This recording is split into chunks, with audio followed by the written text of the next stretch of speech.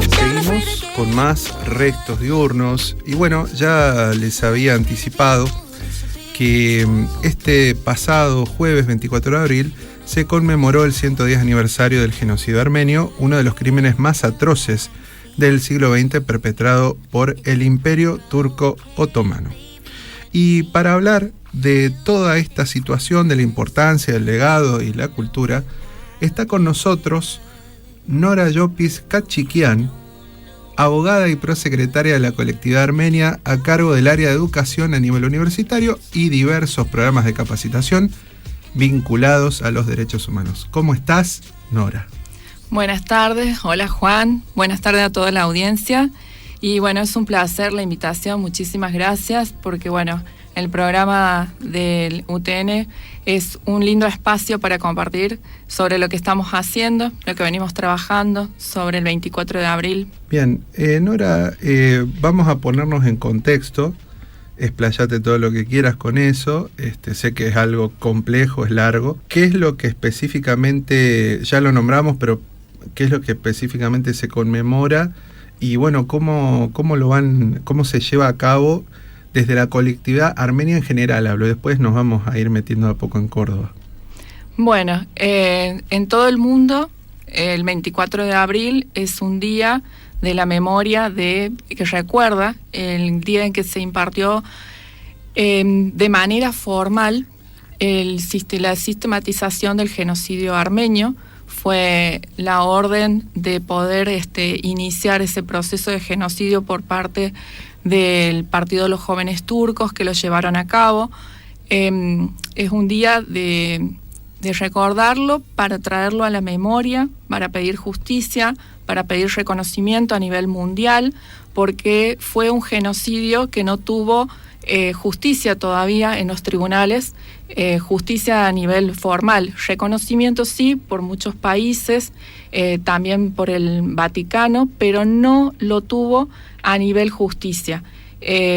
Lamentablemente es un genocidio que quedó impune y que trajo consigo que eso se perpetuara, no solamente para las víctimas, para el dolor de las familias, sino también para que se generaran otros crímenes de lesa humanidad posteriormente, no solo con el pueblo armenio, sino también con otras etnias, como por ejemplo la judía, en el caso del Holocausto. Contame, porque esto es lo que quiero entender mejor.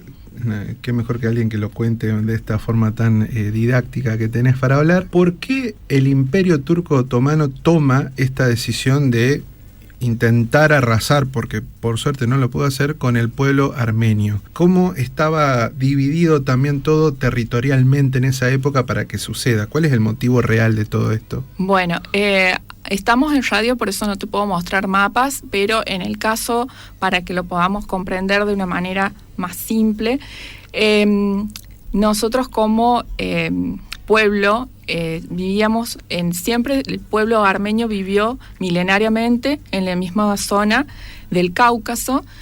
Era un pueblo sedentario, no era un pueblo nómade, a diferencia de las etnias turcas, era una sola etnia. Los turcos son varias etnias que se unificaron con Omán I, que venían del este, mientras que Armenia era en un principio, nosotros tenemos un origen de una de las pocas culturas milenarias que quedan hoy en día y que tiene más de 4.000 años.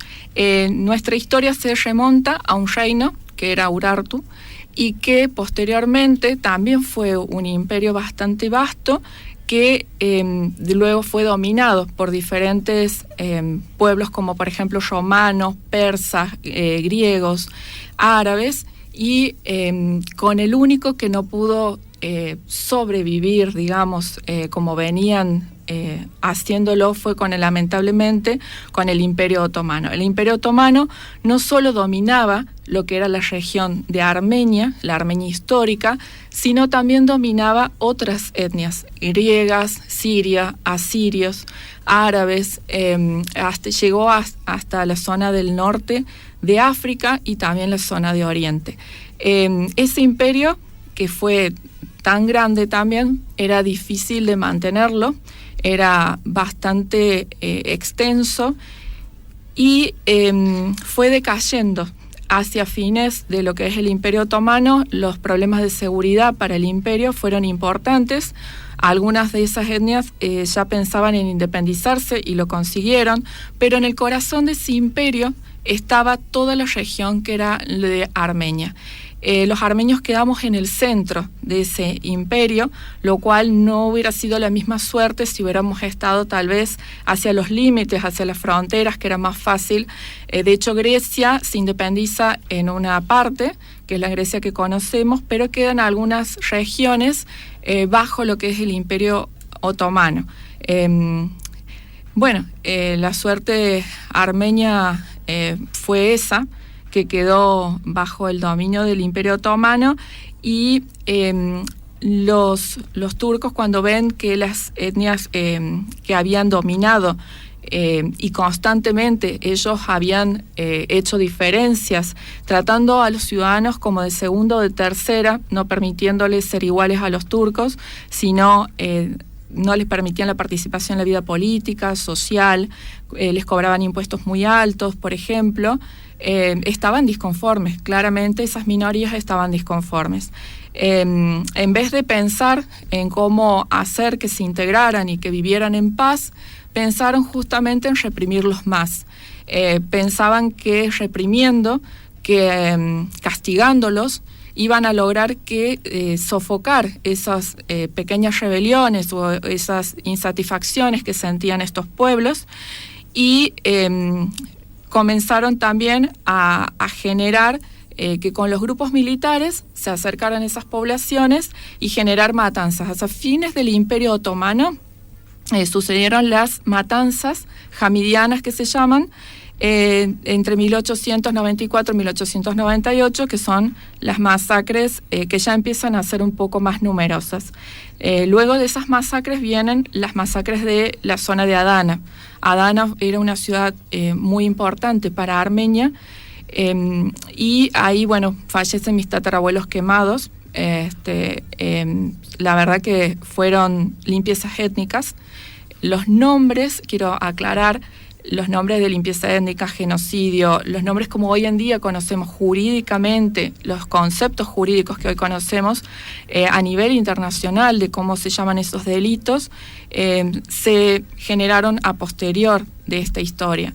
En esos momentos se llamaban lo que eran las grandes matanzas, las asesinatos en masas, era la forma en que se nombraban de manera general lo que iba sucediendo. Hoy sabemos que eso fue una limpieza étnica, que intentaban en realidad no solo sofocar las etnias, las disconformidades, sino también que ellos desistieran de vivir ahí, que se fueran de los territorios. Su idea era, hasta el día de hoy sigue siendo la misma, que es generar un panturquismo y una unificación de esos territorios donde todos sean turcos. Y eso suena a algo muy conocido que ha sucedido a nivel mundial, como por ejemplo con el nazismo, ¿sí?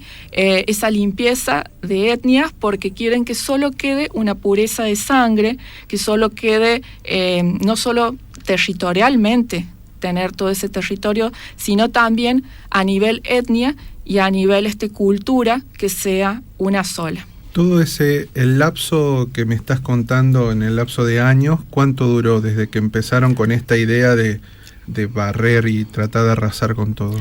Bueno, hacia fines, como te decía, del Imperio Otomano sucedía esto. El contexto luego empieza a recrudecerse, porque con las matanzas de Adana algunos armenios se fueron, pero no eran la mayoría. Los crímenes habían comenzado a ser cada vez más frecuentes, y nos podemos ubicar fines del siglo del 1800, pero comienzos del 1900, con masacres que eran frecuentes, y que la gente empezaba a decir, ¿qué va a pasar con nosotros? Los armenios empezaron a tener miedo, y eso en 1909, ¿qué pasa? Surge un nuevo partido. En realidad no es el Imperio Otomano el que lleva a cabo el genocidio armenio. El Imperio Otomano empieza con las limpiezas étnicas. Quienes proponen algo diferente es el grupo de los jóvenes turcos, que eran conducidos por un triunvirato de 3 payá, que dicen, este imperio va a caer vamos a traer ideas de progreso, porque se vendían así, como que eran progresistas, les venden a estas etnias una política, una propaganda política de que iban a ser iguales, de que ya estos impuestos no iban a ser diferentes, que iban a poder participar de la vida política, social, todo por igual. Entonces ellos logran llegar al poder con todo lo que era, digamos, el consenso de una población, la población turca y la población de las minorías. De hecho, mi familia, la hermana de mi bisabuelo, estaba casada con una familia que tenía que ver con el poder político, que eran parlamentarios de ese grupo del partido ese de jóvenes turcos. Y todos estaban muy contentos, en realidad estaban todos en ese momento, pensaban, bueno, es una victoria de todos juntos, por fin va a venir la paz, vamos a poder vivir en paz, y tuvieron la esperanza de que eso sucediera. Cuando ellos llegan al poder finalmente, por detrás inician todo este plan macabro en secreto, y empiezan a partir del Ministerio del Interior, que está Talat Pasha, el gran cerebro de toda esta cuestión, dijeron, esta sistematización estas matanzas que llevaron adelante el Imperio Otomano hacia finales y que no lograron exterminar a estos pueblos, nosotros vamos a mejorarlos. Les venden esa propaganda hacia afuera a las minorías estas, pero por detrás, por secreto, empiezan los telégrafos a sonar con órdenes de cómo iban a llevar a cabo esta sistematización de masacres y exterminio. Cuando ellos empiezan a darse cuenta de que algo estaba sucediendo, ya estaba pasando, ya había llegado al interior. Imaginemos que no hay WhatsApp, no hay canales de televisión ni nada, pero el telégrafo hacía que esas órdenes llegaran rápidamente al interior. 1915 llegamos ahí, los genocidios no suceden de un día para el otro, se planifican con tiempo y vienen sucediendo ya estos antecedentes, como les digo, de discriminación, de odio, de matanzas, y estos jóvenes turcos dicen, bueno, lo que el imperio no logró lo vamos a lograr nosotros. Lograr ese gran panturquismo y una idea sobre todo que tenían de nacionalismo, muy similar, como les digo, a lo que hizo luego el nazismo. Esa idea de nacionalismo de si nos pasa algo, los culpables son los de afuera. Bueno, en este caso no eran extranjeros, eran pueblos originarios de la región que toda su vida habían vivido en esas tierras y que ahora la idea era exterminarlos o sacarlos de sus tierras. Ese 24 de abril la orden fue de eliminar a los jóvenes intelectuales armenios, los líderes intelectuales, que bueno, eran los líderes de una iglesia, los líderes políticos, los líderes sociales naturales que puede llegar a tener un pueblo. Por ejemplo, un líder natural, como en el caso de los católicos, es el Papa. Para nosotros los católicos, para nosotros la iglesia armenia es muy importante. Y bueno, y aquellos líderes que pudieran guiar de qué manera el pueblo podía escaparse o salir de esta situación. Siempre que quieres lograr terminar con una comunidad, a los que primero vas a apuntar son aquellas personas que puedan dirigir esa comunidad. Y así fue que sucedió el 24 de abril de 1915. Después de todo esto que se generó, después de este genocidio, esta gran masacre del 24 de abril de 1915, como decís, ¿qué fue quedando a través del siglo XX y cómo es la actualidad de Armenia? Bien, bueno, el genocidio duró varios años, 1915-1923. ¿Por qué 1923? Inicia lo que es el Estado turco con Kemal Atatürk, que se lo considera el padre del Estado turco actual, que también tuvo que ver con ese proceso, ¿no? De genocidio, porque las personas más o menos fueron las mismas.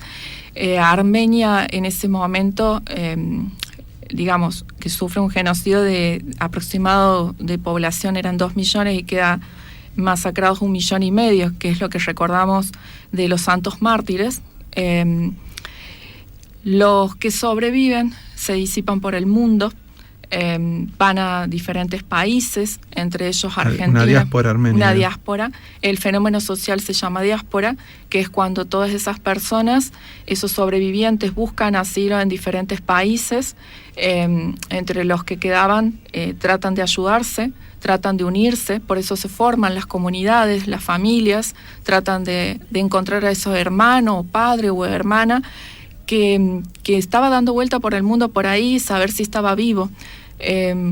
Vino todo eso por detrás, entonces su pensamiento no era más que sobrevivir. Durante un par de décadas, el hecho fue los orfanatos, el gran trabajo que hicieron orfanatos. Los lugares donde se asentaron mayor comunidad armenia fue en Siria, en Líbano. Siria también tuvo una guerra atroz, y lamentablemente veníamos de la Primera Guerra Mundial, de ese contexto. Pensemos cuántos miles, mejor dicho, millones de personas en ese contexto mundial estaban tratando de sobrevivir a las diferentes guerras, genocidios que se estaban sucediendo. No solo eran los armenios. Pensemos que era un contexto a nivel internacional tremendamente triste.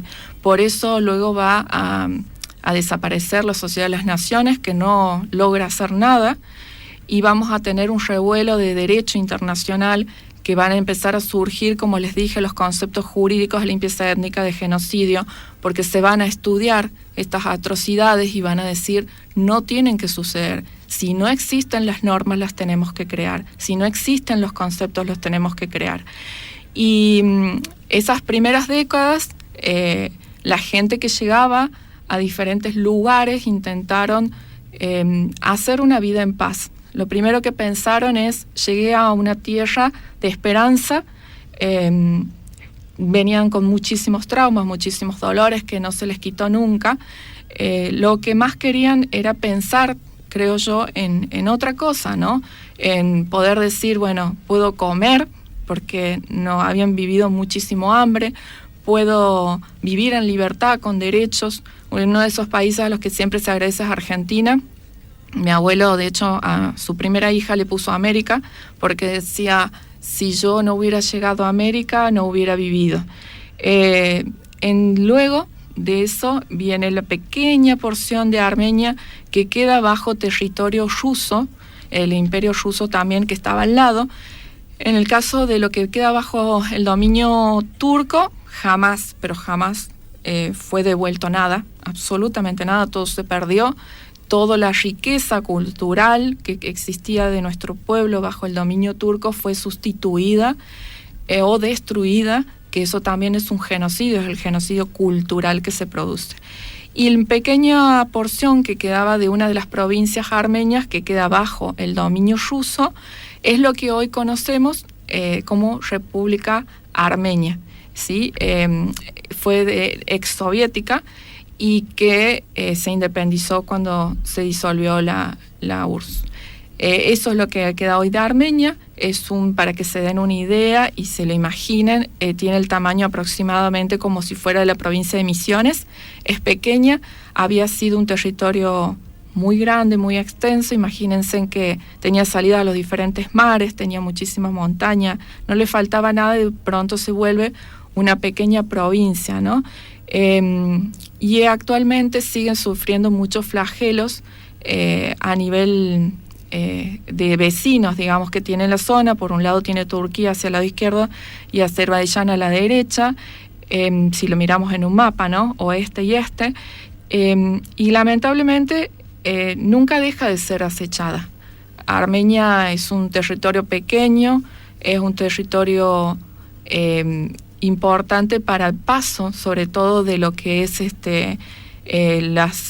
Oriente y Occidente, entre Eurasia, y aunque pareciera que no tuviera mucha importancia a nivel económico, porque no es una gran potencia, sin embargo, sigue siendo acechada por estos países que están cerca, ¿no? Contame de los armenios como tal, de la cultura. ¿Qué Bien. características tienen? Bueno, la cultura armenia es, muchas veces a nuestros abuelos cuando era chica, yo no lo entendía en ese entonces, lo entendí después, les decían, bueno, ahí está el turco. Sin saber la gente, ¿no? En general, que cuando llaman de manera general a todos turcos, y en realidad son muchas etnias distintas. El armenio es una etnia, como les dije, completamente diferente. La característica que tiene su idioma propio, no es, en la región cada uno tiene su idioma distinto. Las danzas armenias también son danzas propias. Hay danzas que son de montaña, que son danzas grupales, y también danzas que vos la otra vez me preguntabas, has compartido con nosotros algún evento. Los atuendos son muy parecidos también a la zona, como por ejemplo a los griegos, o son grupos de hombres y mujeres, o también, la mujer armenia es muy fina, tiene mucho que ver también con la danza clásica. La música armenia tiene el instrumento típico del duduk, que es un instrumento de aire, que es como parecido a una flauta, pero tiene un sonido particular. Si la han escuchado en la banda sonora del Gladiador, se siente como si te traspasara el alma. Es muy particular, y la madera de ese instrumento viene del árbol de Damasco. Nosotros como cultura tenemos también una religión propia, que es la religión apostólica, pero somos cristianos, apostólicos ortodoxos en cuanto al rito, porque se mantiene exactamente igual de como cuando se originó. Somos los primeros cristianos, la primera nación cristiana del mundo. Es un pueblo que, como les dije, ha vivido toda su vida en ese lugar. Nunca fueron guerreros, sino un pueblo extremadamente culto, de mucha importancia a nivel cultural, de literatura, de música, de personas con... no quiero sonar con mucho autoelogio, pero la verdad que los armenios tienen mucho nivel intelectual, debo decirlo. Entonces parezco mi gran casamiento griego, ¿no? Contando todo viene del armenio, pero es inevitable cuando son una de las culturas que son tan antiguas. Se encontraron el primer zapato de la humanidad en una de las cuevas de Armenia. Los primeros viñedos vienen de Arení, de la zona de Armenia. Entonces pasa eso, que encontramos un hilo histórico y cultural extremadamente antiguo. Ser los primeros cristianos del mundo es como si de golpe vos dijeras, wow, me encuentro en los jardines de Babilonia el frente de mío. Es ver la historia vívida, y por eso es tan importante protegerla, y la UNESCO ha tratado de proteger mucho de nuestro patrimonio, pero lamentablemente estas destrucciones masivas que hubo a nivel pueblo y a nivel cultural han destruido lo que es nuestras iglesias, que son únicas, que tienen en las bóvedas arriba abiertos como una zona, un círculo que permite que entre la luz. Bueno, arquitectónicamente no sé los nombres. Si me escucha la presidenta, que es arquitecta, me diría cómo se llaman eso, la construcción arquitectónica, pero que están hechas en piedra. Y tenemos las características también que en toda la zona de Armenia existían los hachkar. Los hachkar, que son la cruz de piedra tallada a mano, nunca hay otra igual. Y esa la tenemos, por ejemplo, acá en Córdoba. Está en la entrada del Parque Sarmiento, delante de los anillos. Tenemos un monumento al hachkar, que es precioso, traído de Armenia, y otro está en Carlos Paz, en la Costanera. Así que les voy contando como si recorren la ciudad, y si se van para Carlos Paz a tomarse unos mates, bueno, también estamos ahí. Es como mi gran casamiento griego. Estamos por todos lados. Ese amor por la cultura, ese amor por la cristiandad, ese amor por nuestros orígenes genera eso, de que en todos lados donde estamos generamos algo que queremos transmitir, ¿no?, al otro, a la comunidad cordobesa, a la comunidad argentina, y eso fue declarado de interés cultural a nivel provincial a través de una ley. Así que, Bueno, la cultura armenia también tiene la parte de las comidas, que seguramente conocen, que son similares todas en la región, nada más que lo que varía es el nombre. Tenemos las empanadas abiertas y cerradas también. Y tenemos, los postres tan ricos que son. Y acá en Córdoba tenemos los clubes UGAP y Antranik, que llevan algunos viernes, se transforman como en restaurante, que son muy caseros, porque son gente del club los que lo generan y los que lo hacen. Entonces también se pueden llegar a los clubes, participar de lo que es nuestra cultura, de los grupos de danzas, el juego, digamos, típico armenio. Tenemos de ajedrez y lo que le llamamos nosotros el tablí, que es parecido, es como el backgammon, que juegan los árabes. Por eso jugaban nuestros abuelos con los árabes, sirios, libaneses, que compartían. Y bueno, creo que te he nombrado esto un poco. Voy a ir a algo, tal vez, no sé si puede sonar superficial, pero creo que no, que tiene que ver con los apellidos, que uno sabe cuando son armenios generalmente pues termina en Yan. Entonces, me gustaría saber el origen de eso y si también tienen esos apellidos, van teniendo diferentes significados. O sí.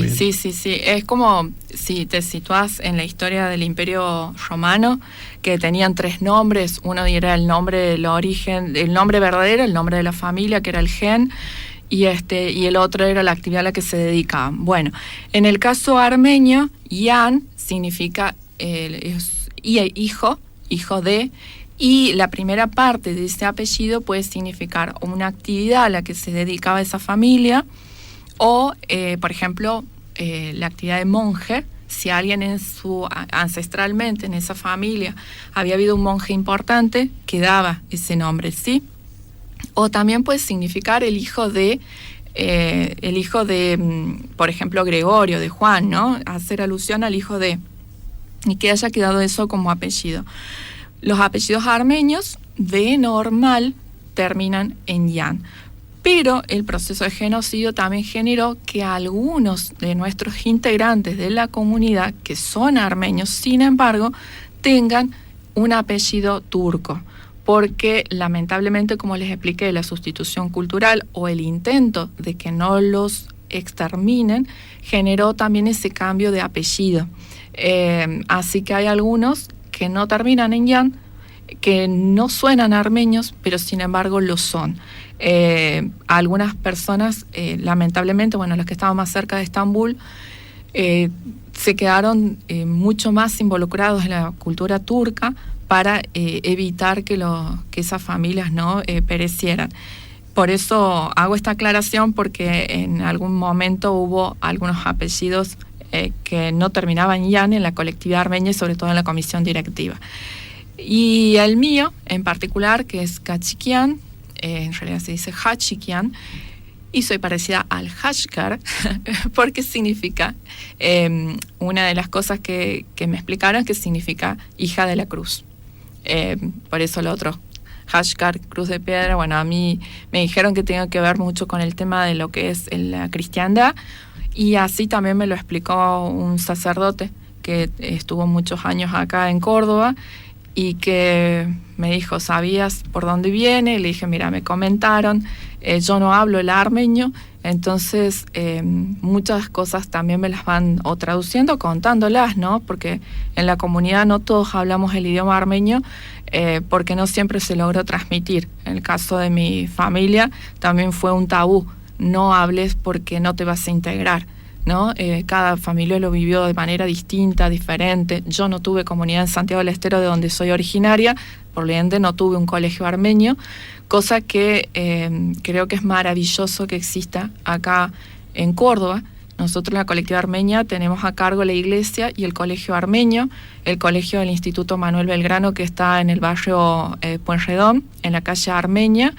Es un colegio que hoy en día está integrado por chicos que vienen tanto de la comunidad como no armenios, y se da el idioma armenio también.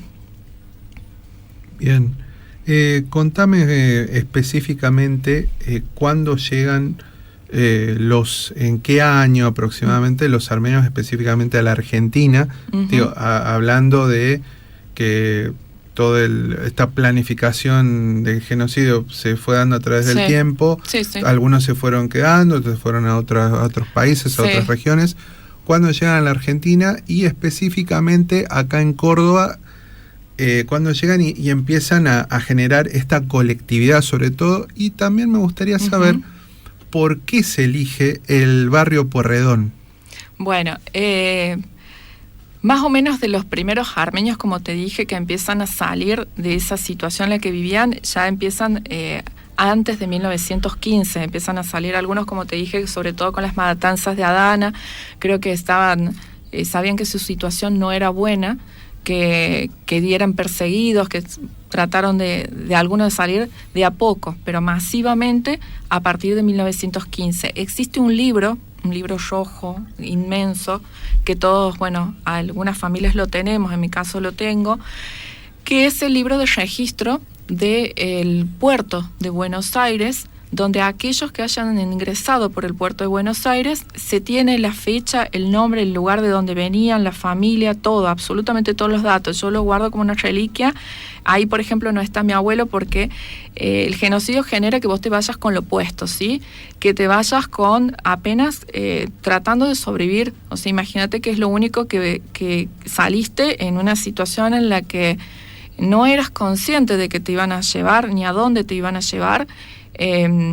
Y los que sobrevivían no tenían papeles, eso se llama apátrida. No tenés un documento que demuestre quién sos, cómo te llamás, cuándo naciste, ningún tipo de documento con ellos. Eran muy pocos los que lograban tener algún tipo de documento que lo hubieran mantenido en sus pertenencias. De hecho, hoy no lo tenemos a Anita Sarafián, que es parte integrante de la Comisión de Jóvenes, y ella guarda algunos de esos documentos que tuvieron sus abuelos en la huida o que les dieron en la huida. En el caso de mi abuelo ni siquiera se acordaba cuándo había nacido. Él me decía, creo que en marzo, pero lo festejaba conmigo con mucho cariño al cumpleaños, pero decía, no lo recuerdo, yo nací y ya nos estaban matando, o sea, antes de 1915. Y él decía, yo no recuerdo haber tenido papeles. Y cuando salen, como les digo, de manera masiva, que van a diferentes países, Argentina entran o por el puerto de Buenos Aires, donde hay registro, o venían hasta Uruguay. En Uruguay les facilitaban documentos y luego cruzaban hacia la Argentina. Ahí por eso mi abuelo no tiene registro. Se ayudaban, las comunidades se ayudaban, los que se iban llegando les avisaban, decían, acá hay trabajo, acá se puede, acá les dan documento. En ese momento no existía la ley de migraciones como existe hoy, no se consideraban refugiados como les dije, a nivel internacional, como todas las leyes que existen hoy de derechos humanos y que permiten la protección, los asilos y los refugiados. Donde los recibieron masivamente fue en Francia, en Estados Unidos y acá en Argentina. Uruguay también es una comunidad muy grande, también hay en Chile. Luego los países cercanos a donde sucedió todo, que fue Grecia, Chipre. Ahí en Chipre se quedaron una parte de los hermanos de mi abuelo y su padre, y Siria, Líbano, en la región. De Argentina en general, te digo, ingresaron de esa manera por la zona de Uruguay o por el puerto. Venían los barcos. Los barcos, cuando los traían, decían, vienen de Turquía, vienen de Francia, vienen de Inglaterra. Como fueron durante varios años que ellos estuvieron huyendo, no es que venían de manera directa, no, pasaron varios años huyendo, varios años buscando a dónde asentarse, a dónde finalmente iban a lograr tener una vida en paz. No era, digamos, salgo de Turquía y mañana ya estoy en Argentina porque me dijeron que ahí se puede. La mayoría de ellos pasaron, mi familia estuvo huyendo 15 años, ¿sí? Lo cual, imagínate que es una locura, ¿sí? Algunos de ellos en 12 años dijeron, nosotros vamos para un lugar. Mi abuelo contaba que su padre, mi bisabuela muere, uno de sus hermanos había sido secuestrado y cuando llegan a a Chipre después de haber primero huido hacia Jordania, haber vuelto a Armenia pensando que iba a haber paz, que ellos les habían prometido que les devolvían sus cosas y en realidad los estaban esperando para seguir matándolos, vuelven a huir y ahí viven el peor flagelo porque ya ahí no logra sobrevivir mi bisabuela, fue un tremendo. Huyen por el desierto de Deir Zor y van hacia Siria, Líbano, van por Siria, por Líbano, van por Grecia y terminan en Chipre. Pero en Chipre mi bisabuelo dice, no, si nosotros nos quedamos todos juntos acá, ellos no se van a quedar en paz. Ya, si nos persiguen de manera constante, seguramente nos van a encontrar y nos van a matar. La verdad es que mi bisabuelo en ese momento fue tremendamente previsor, porque te cuento la historia un poco también porque, como te digo, siempre fueron perseguidos. Él les dice en ese momento, saquémonos la última foto, que yo la guardo, nosotros los descendientes lo tenemos, y es la última foto donde ellos se encuentran y se abrazan y dicen, nunca más nos vamos a ver. A partir de hoy todos van a diferentes lugares porque es sobrevivir y que no nos encuentren juntos para que no nos maten. Él se queda ahí en Chipre con uno de los hermanos de mi bisabuelo, los demás parten a Francia, Estados Unidos, Argentina. Acá en Argentina terminan siendo tres en Buenos Aires y uno de él en Santiago que se va.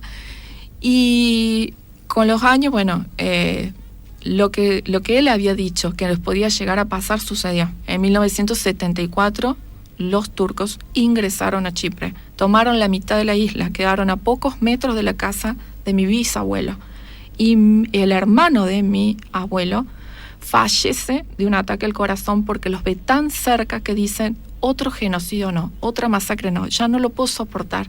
Era anciano y muere. Mis primas buscan asilo en Estados Unidos en 1974 y terminan siendo armenios, chiprotas, norteamericanas, que es un montón. Y llegan a Estados Unidos y a buscar de nuevamente paz. O sea, mi bisabuelo decía, nos van a seguir buscando, nos van a seguir persiguiendo, y eso realmente sucedió con los años y sigue sucediendo, como te digo.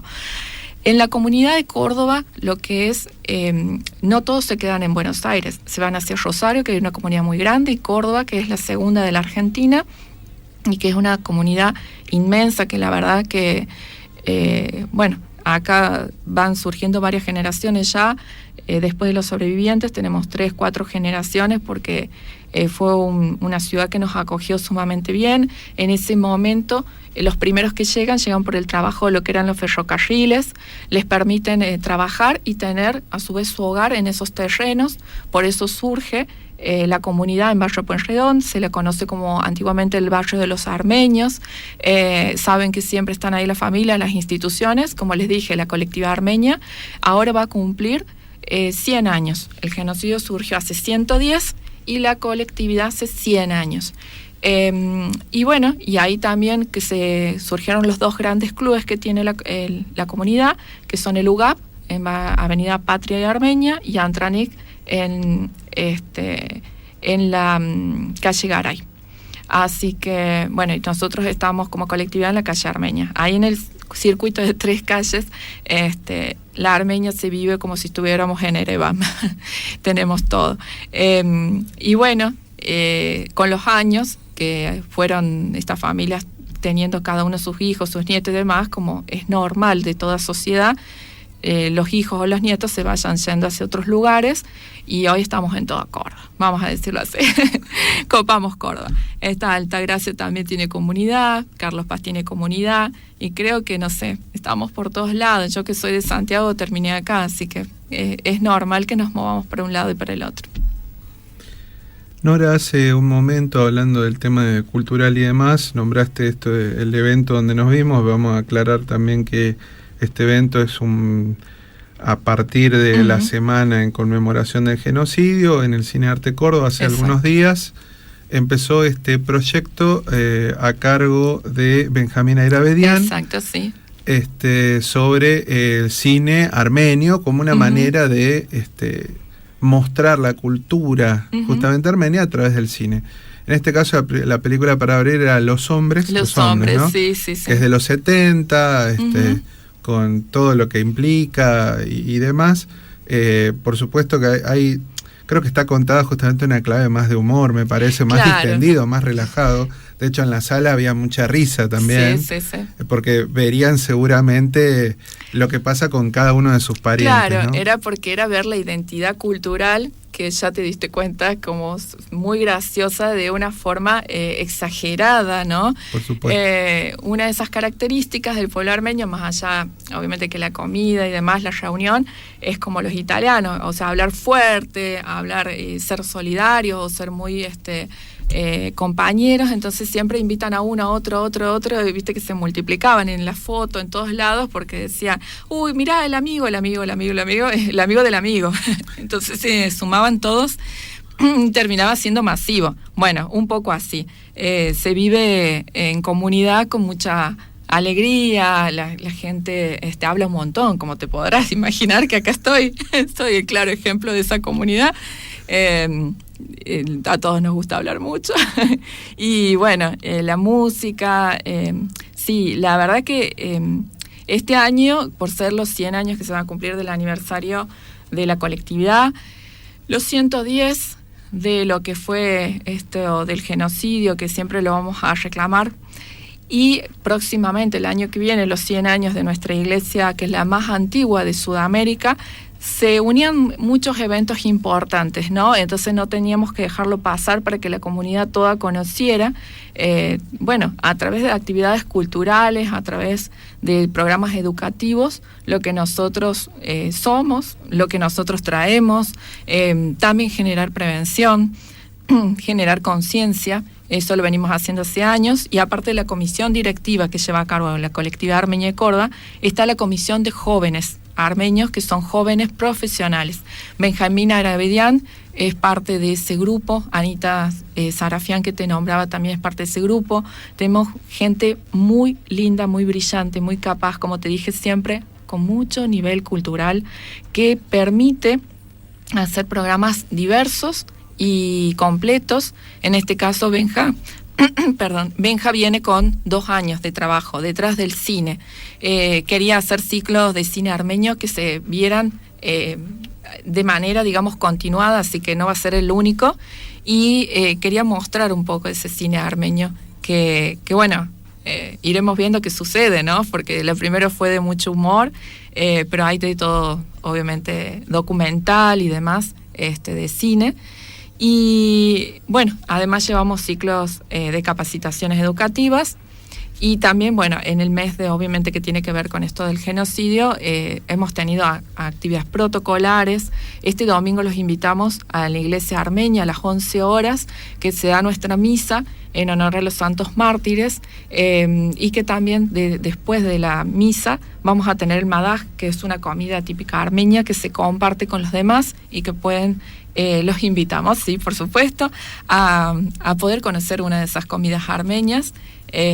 Y lo que también se hace es donar a los comedores, a algunos comedores, porque siempre se agradece, ¿no?, la vida y todo lo que nos da la comunidad. Lo mismo sucedió con el 24 de abril, que Home, que pertenece a Antranip, también estuvo donando, todos los años en el Cabildo se hace la donación de sangre. Son actividades típicas de todos los años, y pero se van sumando en este caso otras especiales. Excelente. Nora, para terminar esta charla, sí, hablaste de justicia al principio. ¿Cómo está esa instancia que tiene que ver con la justicia? Bueno, en cuanto a lo que fue el genocidio armenio, lo que sucedió en ese momento, como te dije, que no existía el concepto de genocidio, que posteriormente lo creó Lenkin basándose en lo que nos había sucedido al pueblo armenio, que luego lo vive con el pueblo judío, que nosotros fuimos el antecedente de lo negativo, con el antecedente del holocausto judío, porque los nazis se basaron en la sistematización del genocidio armenio para crear la sistematización de los campos de concentración y las cámaras de gas de los judíos, pero también fuimos el antecedente para la Convención para la Prevención y Sanción del Delito de Genocidio. Pensar que vaya a haber algo sobre eso lo único que nos queda pensar es que pueda alguna vez, si es que Turquía cambia su política, pueda existir alguna clase de reconocimiento. Nosotros esperamos que por lo menos ese Estado lo reconozca para que reconozca la responsabilidad que tuvo, no por lo económico, porque hoy en día nos vaya a resarcir como lo hicieron los alemanes con los judíos, ni tampoco porque nos vayan a devolver las tierras que ya tienen bajo su poder, ¿no? Sino por una cuestión, creo que moral, psicológica. Y lo que hoy existe en la Tribunal Penal Internacional son todos los reclamos que tienen que ver con lo de Artsaj, que fue la única población que estaba al lado de Armenia, que era de toda, era población armenia, únicamente armenia, porque no había azeríes en ese territorio, que sufrió el flagelo de 2020, que ingresaron hasta el 2023, que se terminó con esa guerra. Hoy en día tenemos presos políticos, más de 20 personas que están rehenes de los azeríes, que lamentablemente no tienen un juicio, un proceso formal internacional, ni tampoco un proceso justo y objetivo. Por todas esas causas estamos en la Corte Penal Internacional. Por lo de Artsaj, por lo de las violaciones a los tratados internacionales, porque en esas guerras también atacó la población civil, se atacaron los monumentos, o hasta el día de hoy se destruyen. Son varias causas, pero lamentablemente, aunque algunas fueron dando a nuestro favor, el hecho de sentirse tan impunes, con tanto poder, con tanta capacidad militar, hace que tampoco las resoluciones internacionales que existen hayan generado de su parte un miedo a la sanción, ¿no? La verdad que cuando miras al mundo te das cuenta quiénes lo dirigen, quiénes se creen dueños de todo, quiénes se creen impunes, y lo más difícil de todo es ver que el derecho internacional se queda solo en la palabra y que no existe una intervención, por ejemplo, de la ONU o intervención de algún organismo internacional que permita que esto se frene, ¿no? Creo que a veces nos quedamos solo con el papel, con la sentencia, con la resolución, pero nos falta la parte del proceso de ejecución de sentencia, diríamos, que si nos sale a favor, todo esto se pueda realmente acatar y que la justicia llegue. Estimada Nora Hachikian, ahora creo que lo dije bien. Sí, perfecto, muy bien. Aprobado. Nora Jopi Hachikian, muchísimas gracias por haber venido aquí a Restos Diurnos. Recordamos, ella es abogada y prosecretaria de la colectividad armenia, a cargo del área de educación y algunas cosas más también. O sea, hace de todo. Así que muchísimas gracias. Gracias, Juan. Un placer. Muchísimas gracias por querer escuchar, la historia armenia. Como te dije, que es muy vasta, pero gracias por el espacio y por la calidez y por sumarte a nuestras actividades y por difundirlas. Esperamos que todos también, a las personas que nos escuchan, que como siempre están invitados, y nuestra iglesia tiene las puertas abiertas este domingo y sería un placer recibirlos.